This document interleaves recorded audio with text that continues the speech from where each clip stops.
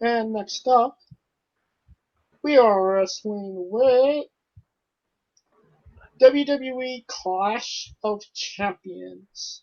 It was last Sunday, and if you were smart, you listened to it on the remix with Scooter Dust on the UNB network. Scooter, what are your thoughts on this pay preview as a whole? It was, it was better than we all gave it credit for. It was absolutely better than, yeah, it was absolutely better than we all gave it credit for.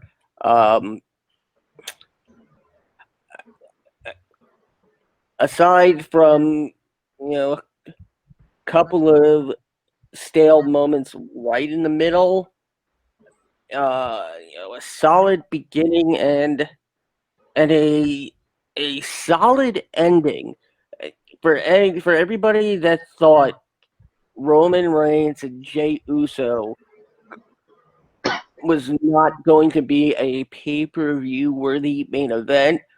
They were all proven wrong, because that was actually quite disturbing on a psychological level to watch. I think Kaliko called it.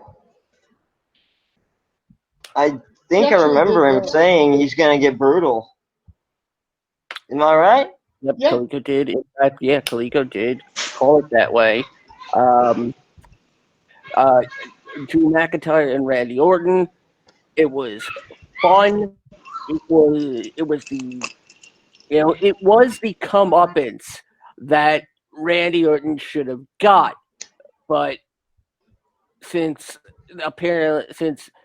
we're going to get McIntyre Orton yet again. 3? Yep. But it's like Rockies. We didn't want another. What the fuck? But I do love the fact that we were arguing about, how the hell is Ric Flair going to climb an ambulance? And I said, no, Ric Flair can, but Shawn Michaels can. And then they had a ladder for him. A second later, boom, Michaels on top of the They had a ladder for him. Yeah, he was driving. But it was not the exactly best pay-per-view, but for a not Big Four pay-per-view, this was entertaining. This is what the WWE seems to be lacking in TV, but somehow that's what you have to. It's what it should be. Pay-per-view. Yeah. So. They can lack in TV as long as they have stellar pay-per-views, dude. It's called pay-per-view because it's supposed to be a special event.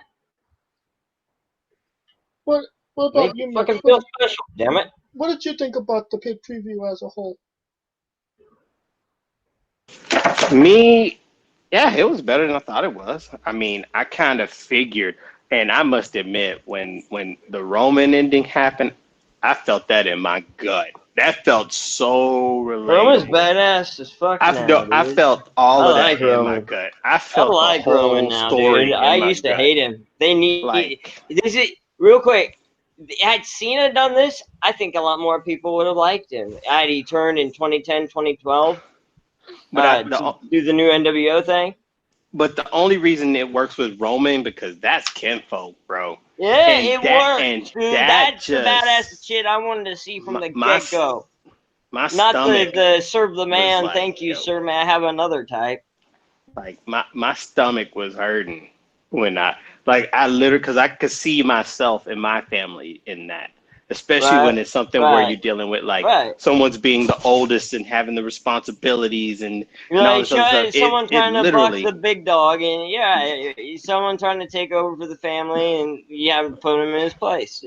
Yeah, and that was the ultimate put him in his place. Yeah, it sure the match, all the pay-per-view as a whole, I'd say solid B+. A couple of of dolls there in the middle. The ladder match stood out. WWE must have heard me because they put Asuka on the goddamn main card. So yeah, well, that's because like 2 matches were canceled. True. Yeah. That's True. why, but yeah. But I'll take credit for it. Yeah, you can. Fuck it. But yeah, it was solid. It was solid all around. We'll get to it match by match, I'm sure. Let's get into it. Triple threat ladder match. Sami Zayn defeated Jeff Hardy and AJ Styles to win the Intercontinental Championship. Dude, I gotta give another one to Kaliko on this one. I think he called this too, dude. He's on fire. Shit. I mean, this was one of the more interesting ladder matches because Zayn handcuffed Jeff Hardy's ear to a ladder. Shit, I should ask Kliga who wins the fucking presidential election. He seems to know everything. I know. Fuck.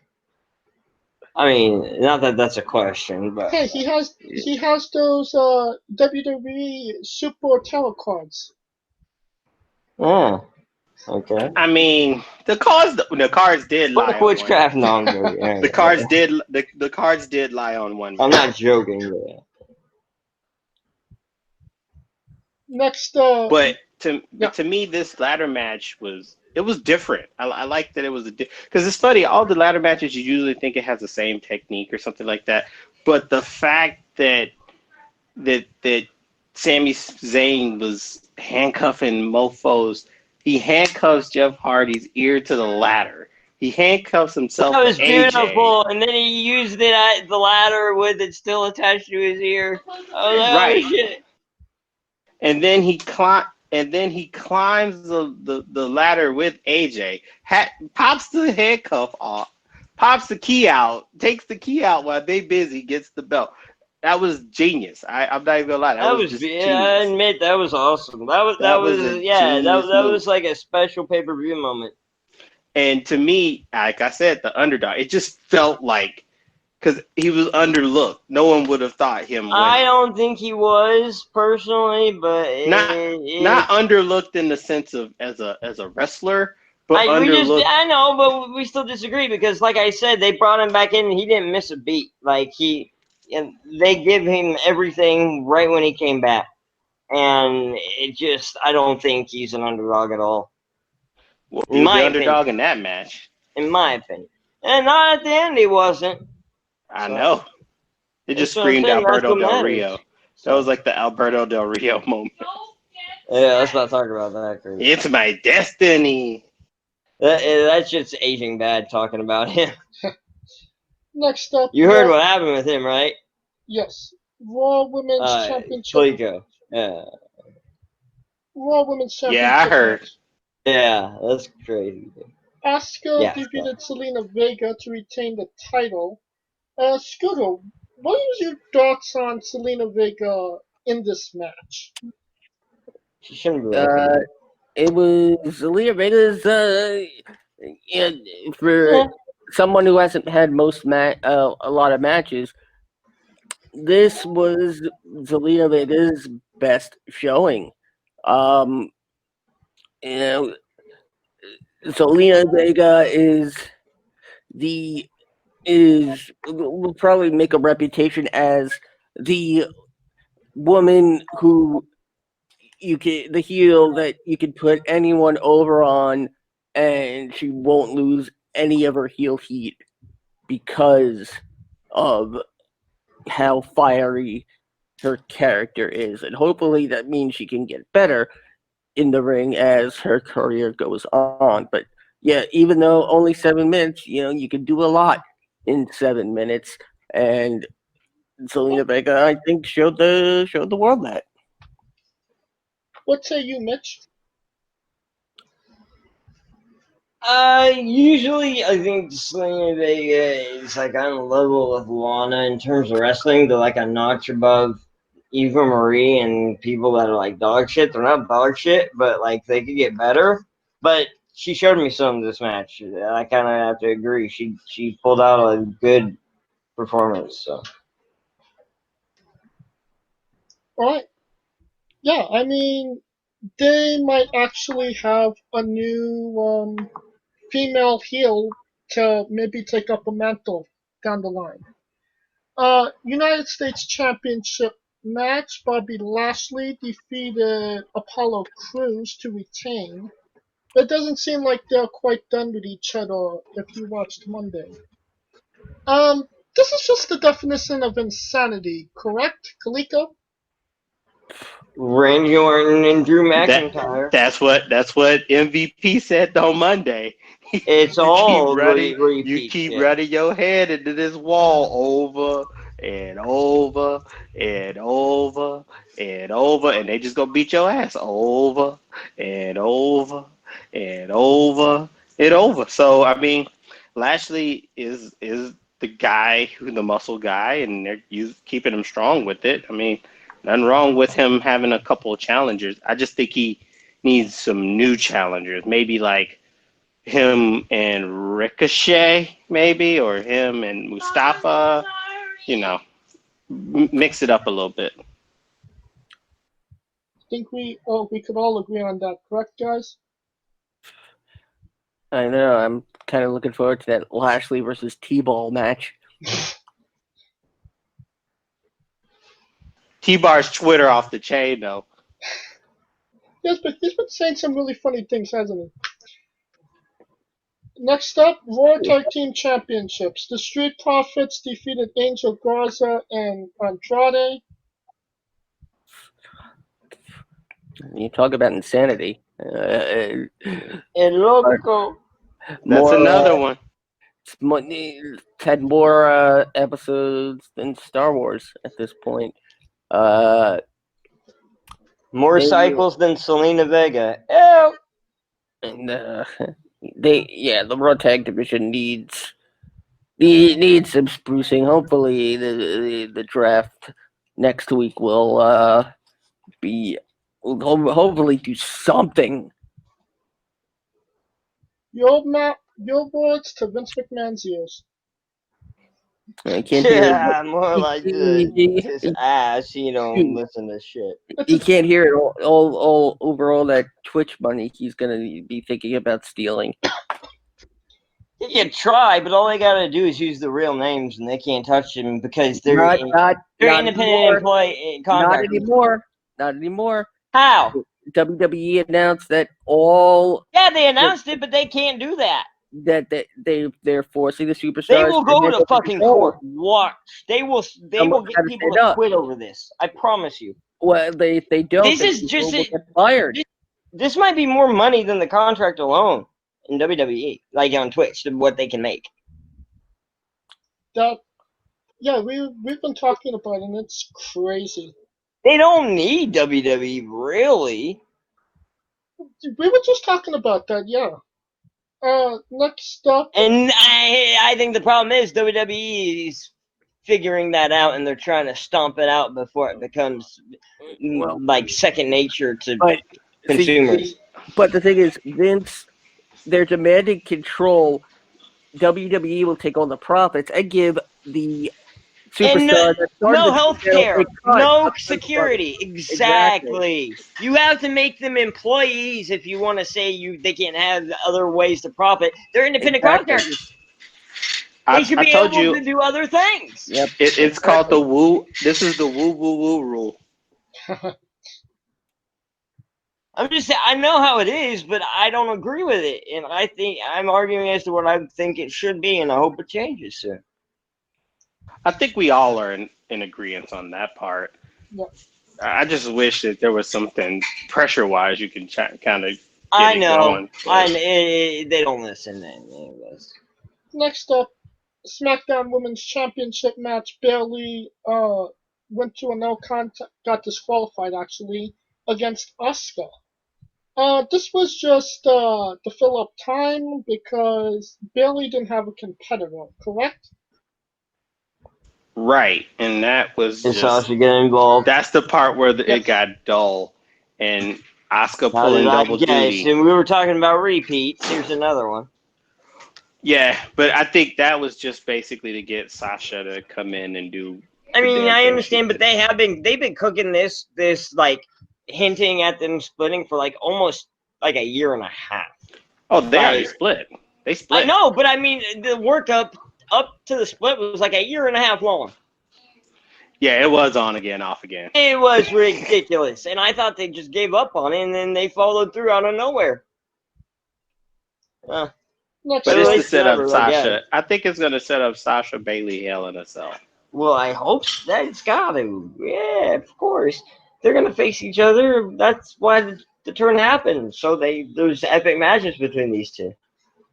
Ambulance match, WWE Championship match as well. Drew McIntyre defeated Randy Orton to retain. Honestly, I didn't necessarily like this match because it was just kind of everybody get their revenge on Randy Orton type deal, and and wasn't really a championship match in my opinion. Like if the championship wasn't on the line, yeah, it would have been fine. But since it was a championship match, it kind of deflated my enthusiasm for it. What say you, Scooter? Yeah, like I said, if this was the final nail in the coffin to this feud, then this would have been fine. Instead, we're getting McIntyre and Orton again. I mean, I can't see where else this could go with so many other matches that deserve to be inside Hell in a Cell. And the rule, the unspoken rule in wrestling is in a feud, you don't follow up a gimmick match with another gimmick match in consecutive pay-per-views. That hasn't been a rule for a really long time, hasn't it? I mean, but following up an ambulance match with with a Hell in a Cell, it negates and I use, for lack of a better term, the mysticism surrounding the ambulance match and what it's supposed to entail. It's supposed to be the end.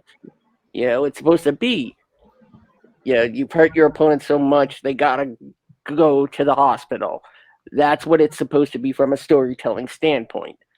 And it just, the match itself, fun, great, but negated by what happened on Raw the following night. Right. What about you, Mitch? What did you think of the match? Sorry, which match are we talking about? Sorry, Randy I'm having Orton, a double task. Huh? Drew McIntyre, Randy Orton. I didn't get to see. You were talking about the pay-per-view. Okay, I saw that. It was a classic heel come up. It's like he was getting what was due to him, and Drew McIntyre. Like, I thought before the match maybe Randy would win because of all the talk about Edge and him, maybe going for a title feud around next WrestleMania or something like that. It's been in the air everywhere, but yeah, Drew looked strong, and it was kind of corny with the cameos. And I will say this, it makes Drew look kind of fucking weak with all the help he got. Kind of fucking makes him look weak. Just saying. And Kaliko, finish us off here.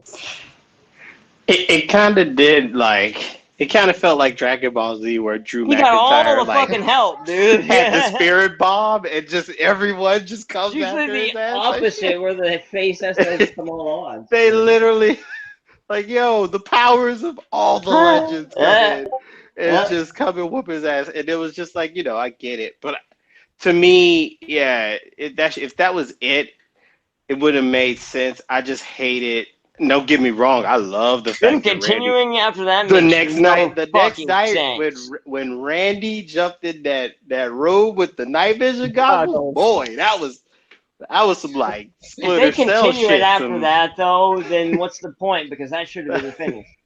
That was some Splinter Cell. When you throw someone in an ambulance with how Ric Flair drove up, that should be the finish, bro. But I felt like all that shit should have been happening before that ambulance match. And to me, I think I don't know what they're gonna go with it, because now it's like the draft's coming. The only way that I can assume is that McIntyre's they're swapping champs. That's the only way I can see. And for the draft? Yeah, because the draft should be coming up. The 13th, I think.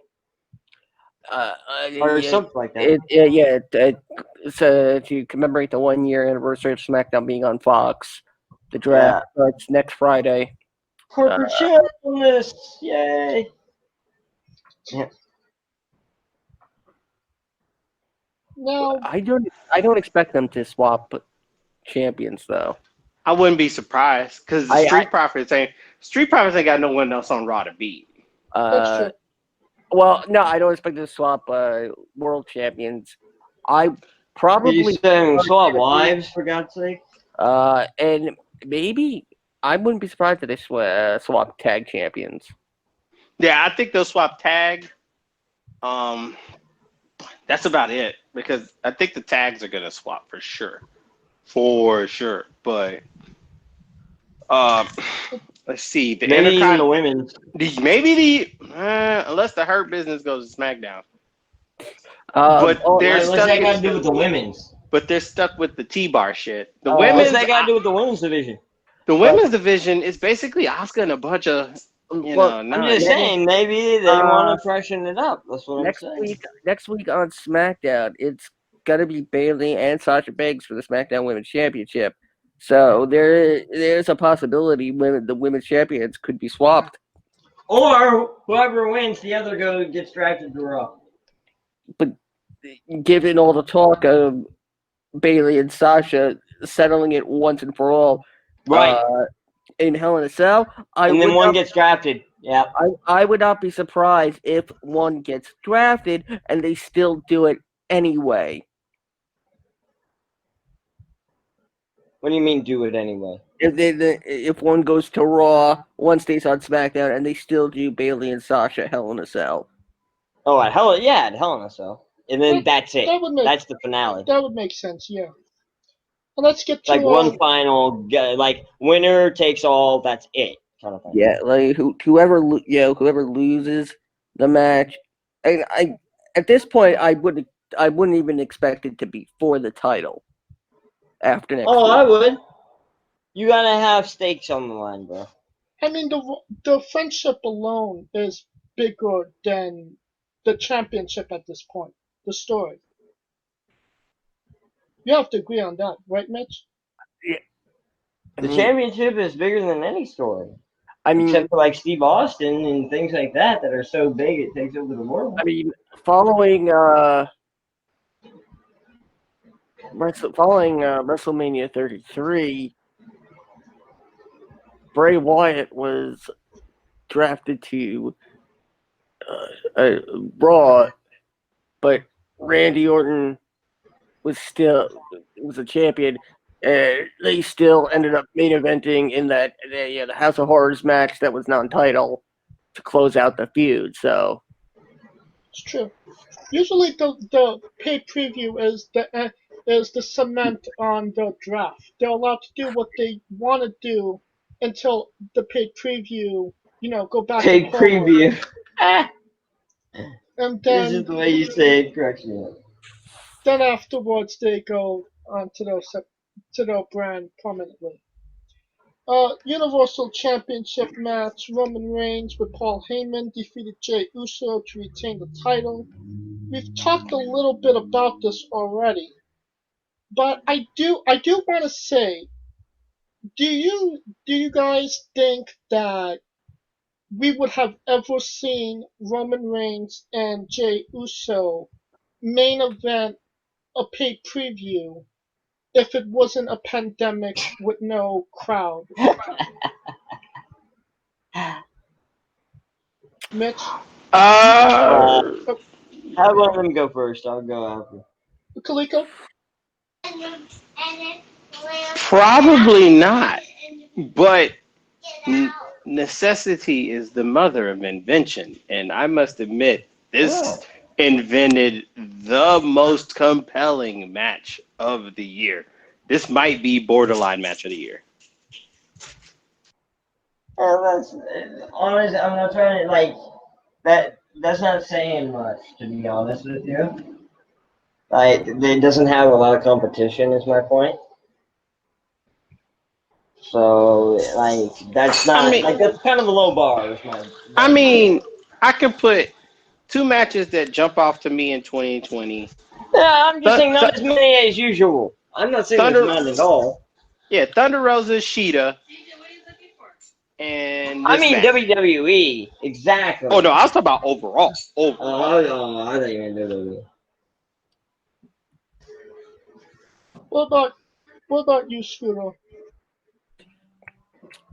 This did what it was, supposed to do from a storytelling standpoint. The last time we really got a feud like this was 1994 with Bret and Owen. And I think Bret and Owen was better than this, like, unless this continues. Well, Bret and Owen was based more around the fact that both could wrestle. But I don't think this is gonna parachute Jay like it did Owen. No, yeah, I agree. I don't know if this will pair. Owen knew how to use it to his benefit. I don't think Jay has the same in him. I think this is gonna get Jay probably a decent singles run. Really? Especially if he ain't got nothing else to do. Especially if they Jimmy's out with the ACL, so yeah, I see his right. I would expect Jay to be drafted. Maybe. We'll see. But it was. They'd have to repackage him for a singles run, though. It was disturbing to watch, to hear, and something that WWE doesn't do very often is put emphasis on the superstars speaking in the ring. Uh-huh. Well, when they do it very well. Yes. Yeah, they do. And it showed the confidence in the two to tell this story. You probably could have gotten halfway. What the hell is going on outside my building? Sounds like there's a monster truck pulling up. It's New York. Based on history alone, you could have got, you probably could have gone halfway, but the match itself helped, get it over that finish line, so to speak. To hear Jay say, "No, don't do it, don't do it." It was just really like, and on top of that, it actually really made some people believe Jay actually had a shot at beating Roman. Exactly. Oh, give me a break. Now, we're not saying that it was guaranteed. Give me a fucking break. But the one person that you would think it would that could do it is family, because they know everything about that guy. No, I don't think. And to me, Jay served his purpose in his match. Like, he served his purpose as. Man, he got his ass whooped for it too. I said that. That's why I thought this was more than just the win and loss. This was about putting the motherfucker in his place on the family side. And Jay, as much as we know the Usos for a tag team, it showed his side of, hey, I want to be known as a singles wrestler too. I want to have that the goals and aspirations that Roman has. And it showed that he didn't notice that he wanted it until he got the shot. He is kind of pigeonholed having a twin. True, but that was the story. He didn't know he didn't know what he had in him till he got there. Right. But by the time he got there, Roman's been there. And Roman just like, bro, it was like Kirk Franklin. He stomped that ass, like straight up. He stomped that ass. And it was about the way that Roman was talking, smacking the ring, and all of it, the mannerisms, the way that you could tell it was more than just a victory. He wasn't going to stop until he said, bro, say I'm the man. It was basically like a rivalry. It was like me fighting my little brother and be like, yo, I ain't going to stop until you say I'm the man. And that's exactly what happened. And it was done perfectly. Is Roman Reigns getting really good at telling stories now? I would say he's decent, but this match called for that situation. So it'll be different when he gets outside and fights someone else. But as long as it's him going to him and Jimmy, if it's him going through Jay, Jimmy, and the rest of the fam, then I see your point. But yeah, I can say now we are getting Roman versus Jay inside Hell in a Cell. We might. We are. And it is official. Yeah. So okay, that's what's up. So I thought we were getting the Fiend for sure. Now that's going to be interesting because I want to see how Jimmy comes into play. How the Usos family. I'm expecting a Rikishi to pop up. I'm expecting I'm expecting members of the Anoa'i family. Rock's gonna eventually fucking pop up. Well, considering The Rock is now actually going to induct Ken Shamrock into the Impact Hall of Fame. Oh shit! Really? Yep. Whoa! Yes. The Rock is doing something with Impact. Yep. Yeah. Holy shit!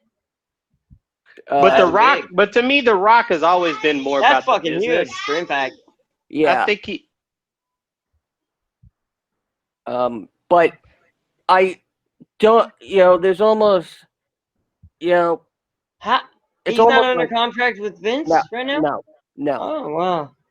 No. But it's almost. I think a lot of fans think it's inevitable that The Rock is going to get involved against Roman in some way. I think they think it's inevitable. But after Clash of Champions, I'm not so sure. I'm not too sure if it's necessary now. Yeah, I don't think so. Because to me, Roman establishing the dominance is what matters most. And him beating The Rock ain't going to make it no more or no less. You're absolutely right about that. And that's going to be interesting, though. I'm expecting some Anoa'i family, though. But, yeah, back to The Rock inducted Ken Shamrock. Yeah, he's always been about the wrestling business more so than any brand. So this is totally in his purview. He's never been outside WWE in another organization for anything, though. Not even promotion. Well, he started in Memphis, USWA territory. He was there. After becoming a star. But with all due, he is technically doing it virtually. Okay. Still, he's putting his name on an Impact program. That's true, but I mean. Well, is it more he's doing it for Impact or doing it for his friend and maybe. Shamrock? Oh, maybe. I mean, I saw them. I saw a triple threat in Sacramento: Mankind or Mick Foley, Rock, and Shamrock. It was a great match. I could tell they had like a chemistry. Yeah, was it August '99? I saw who was it? No, it was just Shamrock Owen Hart. Yeah, that's a good one. I think the one I went to was 97 or 98. I'm not sure. Oh yeah, August 98. It was. Okay. Yeah. Yep. That's right. But also, if you watch the Broken Skull sessions between Steve Austin and Kurt Angle, they also talked about Ken Shamrock. He just disappeared on WWE lore in 2001 out of nowhere, dude.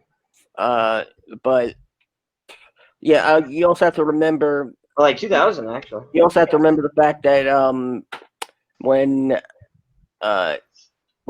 AJ was getting put into the TNA Hall of Fame, you know, the WWE. No, I'm sorry. When Ric Flair was going in the second time, they. Which one, WWE or? But no, for the Horsemen, and AJ was going into the TNA Hall of Fame. The WWE and TNA made a deal where Christian would appear on Impact TV to induct AJ, and so Rick could appear on the Hall of Fame ceremony. Yeah, I see. I remember something about that. He liked Christian for some reason. That whole deal cost Bruce Pritchard a heart attack. We will conclude our coverage of WWE Clash of Champions now.